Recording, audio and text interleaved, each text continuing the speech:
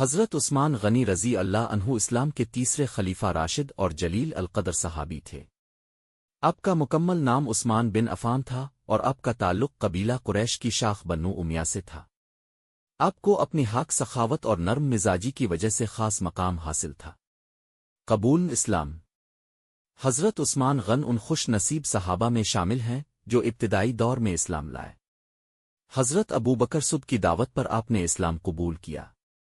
آپ کا قبول اسلام قریش کے سرداروں کے لیے ایک بڑا دھچکا تھا کیونکہ آپ ایک معزز اور مالدار تاجر تھے۔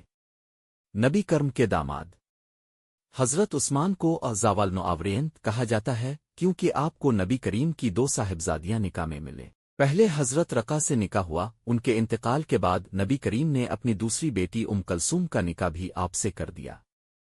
ہجرت۔ حضرت عثمان نے پہلے حبشہ اور بعد میں مدینہ منورہ کی طرف ہجرت کی۔ آپ ان چند صحابہ میں شامل تھے جنہوں نے 2 بار ہجرت کا شرف حاصل کیا۔ سخاوت۔ حضرت عثمان اپنی بے پناہ سخاوت کے لیے مشہور تھے۔ غزوہ تبوک کے موقع پر آپ نے 10,000 دینار، 300 اونٹ اور 50 گھوڑے اللہ کے راستے میں دیے۔ اسی طرح جب مدینہ میں پانی کی قلت ہوئی تو آپ نے بروما، کنواں خرید کر مسلمانوں کے لیے وقف کر دیا۔ خلافت۔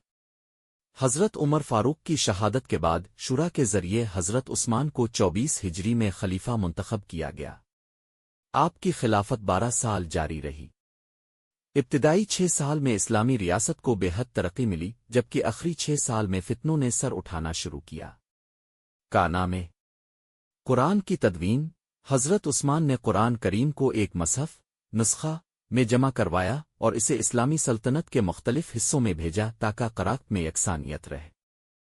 فوجی فتوحات۔ آپ کے دور میں ایران، شمالی افریقہ، آرمینیا اور آذربائیجان فتح ہوئے۔ بحری فوج کی تشکیل۔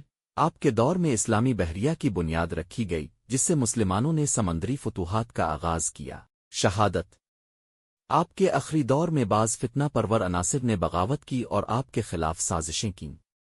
ذوالحجہ 35 ہجری میں بلوائیوں نے مدینہ منورہ میں آپ کے گھر کا محاصرہ کر لیا اور آخرکار 18 دن کے محاصرے کے بعد آپ کو قرآن کی تلاوت کرتے ہوئے شہید کر دیا گیا۔ نتیجہ۔ حضرت عثمان غن کی زندگی ایمان، تقوی، حق اور سخاوت کا بہترین نمونہ تھی۔ آپ کی شہادت اسلامی تاریخ کا ایک المناک باب ہے، لیکن آپ کی خدمات اور قربانیاں ہمیشہ یاد رکھی جائیں گی۔ اللہ تعالی ہمیں بھی حضرت عثمان کے نقش قدم پر چلنے کی توفیق عطا فرمائے، آمین۔